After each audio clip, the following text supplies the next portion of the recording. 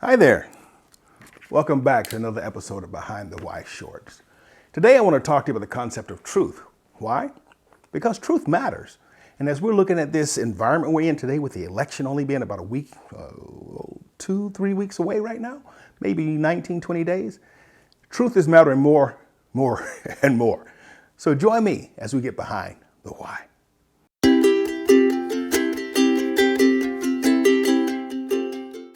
Before we do that, let me invite you to go ahead and hit that like and subscribe button. Go ahead and join us and be a part of this conversation. And even more importantly, per se, is, hey, invite others. Share this message with others. When you go on, you see it on Facebook or on YouTube, share it so we can get as many people involved as possible, because we need to have voices involved in this conversation.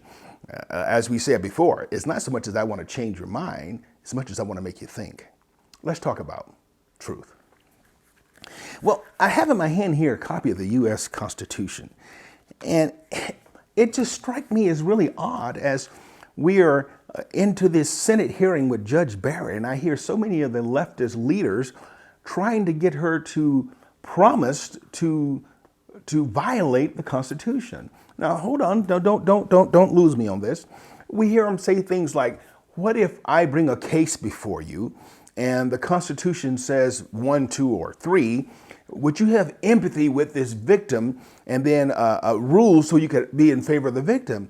And when she said no, they took offense to that. They said that it bothers me that you're not willing to have empathy with the people. And I thought to myself, do you really want a Supreme Court justice who is going to rule according to how she feels rather than according to the law? And the problem with that ultimately is that it's wrong. We have the law for a reason. This is what makes us America. If you stop and you think about this country that we love, it's not the geographical location on this globe we call Earth that makes us America. What makes us America is this: the Constitution, the laws, the customs and cultures that defines us. But at the bottom of all that is this U.S. Constitution.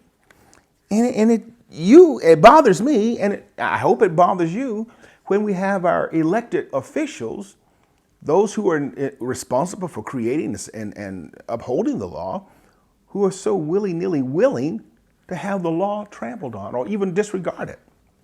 I don't understand that. And so as a Christian, we also have a constitution. We call it the Bible. And as I look at the Bible here, it gives me the way I'm supposed to live, the way I'm supposed to think, and it says of itself that it is truth. Jesus said, "I am the way, the truth, and the life.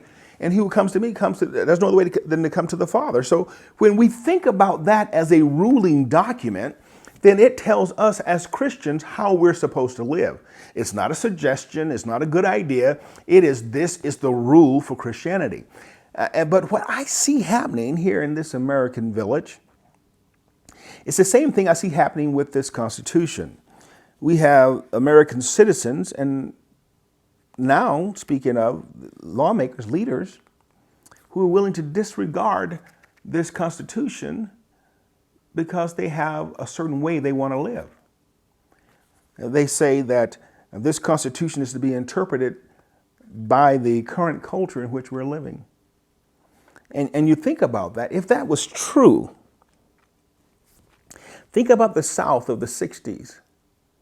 If it was governed by the current culture, then the civil rights movement never would have had grounds to have worked. If the Constitution was to be interpreted according to the cultures of the country of that time, then slavery never would have been overthrown. But because the ideas of the Constitution are so much greater than culture, now we're able to look at culture and say, no, you will conform. That's why we could say in the 1700s that slavery was legally wrong. Not that it was a bad idea, not that it was morally wrong. We could all agree on that, but it was legally wrong. Nobody wants anyone they love to be a slave. So yeah, of course, we could all say that it's morally wrong, but that wasn't the issue. The issue was that it was legally wrong. And that's what gave us the impetus to overthrow it. And when we move forward 100 years or so, we come into the civil rights movement. It wasn't that civil rights that they was morally wrong. Everybody knows it's wrong to discriminate against a person just because of the way they look. Everybody knows it's wrong to discriminate a person just because of the color of their skin. That's not even an issue. But was it legally wrong? And that's what made the difference. This Constitution made the difference. Everybody knows it's morally wrong to have a citizen of a country and deny them the vote. Nobody argues that that's morally wrong, but was it legally wrong? And that's where we have the civil rights movement of 1964. All that came in and just changed all this.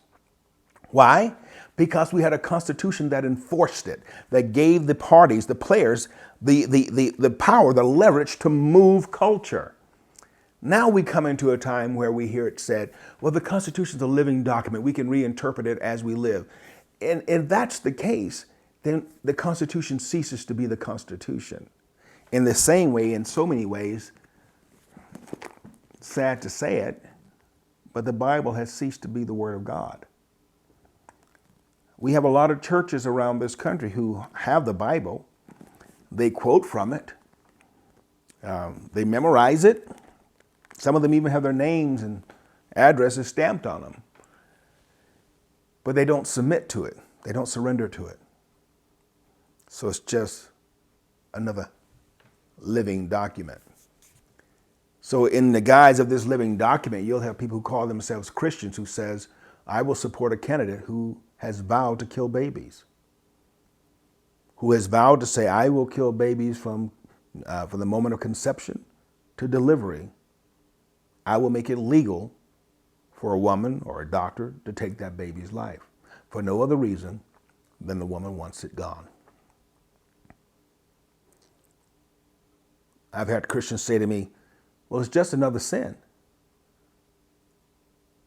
And what I call that is your attempt to compartmentalize this so that you can be okay in supporting a candidate who is anti-God.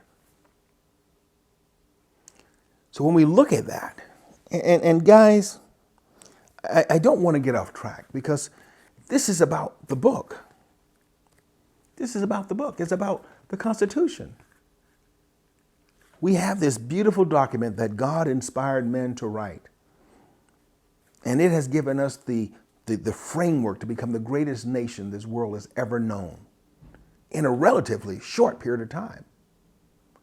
And yet, we are here now because we want certain creature comforts. We're willing to throw it away. And I look at the Christian church, especially here in America, and I look at it. We have more people going to church. We have more churches on corners, street corners. We have churches online. We have churches on TV. But what is the impact the church is having in America? It's nil. It's very small. Because just like this, there's too many people who call themselves Christians who've disregarded the book. The Apostle Paul wrote of that. He said, always learning, always searching, but denying the power thereof. When we deny the power thereof, this just becomes another set of rules to live by. And then the question becomes, why should I live by your rules? The Constitution, on the other hand, is the law and the rule of the land. And when we disregard this, it becomes what? Then we have arguments like, we shouldn't have borders. We shouldn't have secure borders. Then we have arguments like, yeah, we should bring people from all over the nation and take care of them at taxpayers' expense. All that stuff starts to make sense when you get rid of the rules or the fact that we can destroy human life.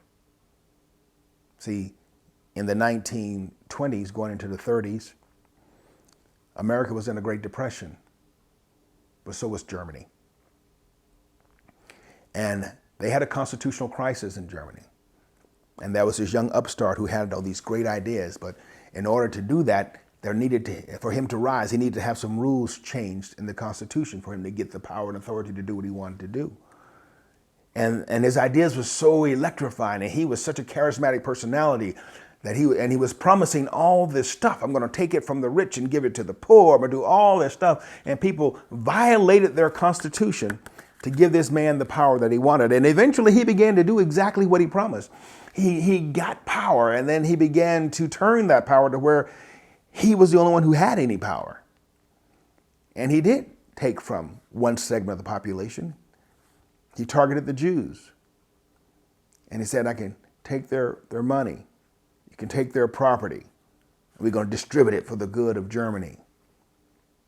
And if you weren't a Jew, it made perfect sense. But eventually he said, not only can we take their money, we can take their lives. You know who I'm talking about, right? Adolf Hitler. But it all began because Germany's leaders, out of a selfish reason and a desperate moment, decided they didn't need their Constitution anymore.